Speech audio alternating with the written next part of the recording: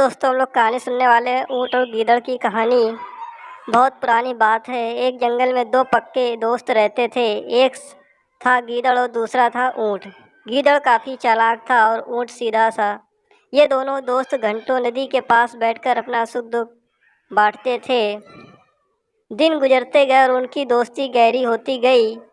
एक दिन किसी ने गीदड़ को बताया कि पास के खेत में पके हुए तरबूज हैं। यह सुनते ही गीदड़ का मन ललचा गया, लेकिन वो खेत नदी पार था। अब नदी को पार करके खेत तक पहुंचना उसके लिए मुश्किल था। इसलिए वो नदी पार करने की तरकीब सोचने लगा। सोचते सोचते वो ऊँट के पास चला गया। ऊँट ने दिन के समय गीदड़ को देखकर पूछा, मित्र, तुम यहाँ कैसे? हम तो शाम को नदी के किनारे मिलने वाले थे।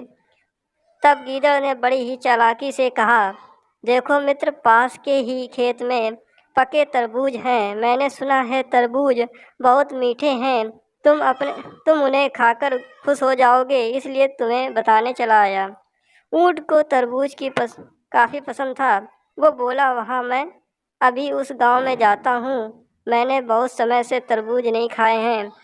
ऊँट जल्दी जल्दी नदी पार करके खेत जाने की तैयारी करने लगा।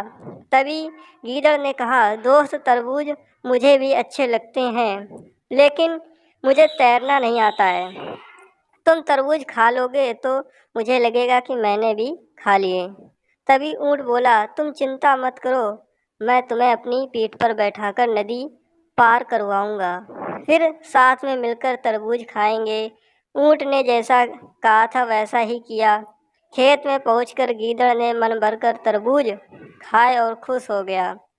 खुशी के मारे वह जोर जोर से आवाज़ें निकालने लगा। तभी ऊँट ने कहा, तुम शोर मत मचाओ, लेकिन वो माना नहीं।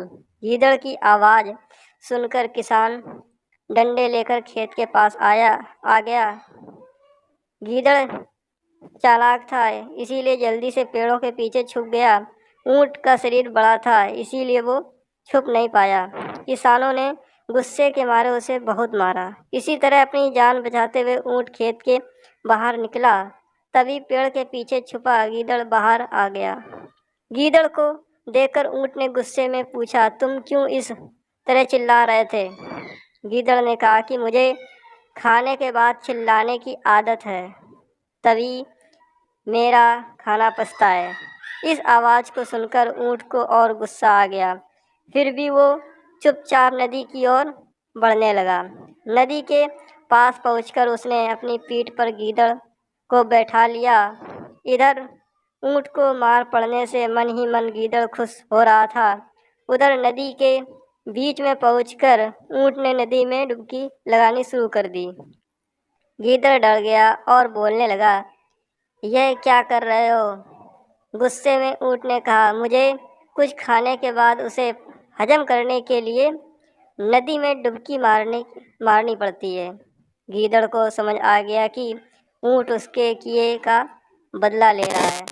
बहुत मुश्किल से गीदड़ पानी से अपनी जान बचाकर नदी किनारे पहुंचा। उस दिन के बाद से गीदड़ ने कभी भी ऊँट को परेशान करने की हिम्मत नहीं की। दोस्तों, इस कहानी से हम सीखते हैं कि ऊँट और गीदड़ की कहानी से यह सीख मिलती है कि चालाकी नहीं करनी चाहिए। अपनी करनी खुद पर भारी पड़ जाती है। जो जैसा करता है उसे वैसा ही भरना पड़ता है। तो थैंक यू इस कहानी को सुनने के लिए। Wish you wealth.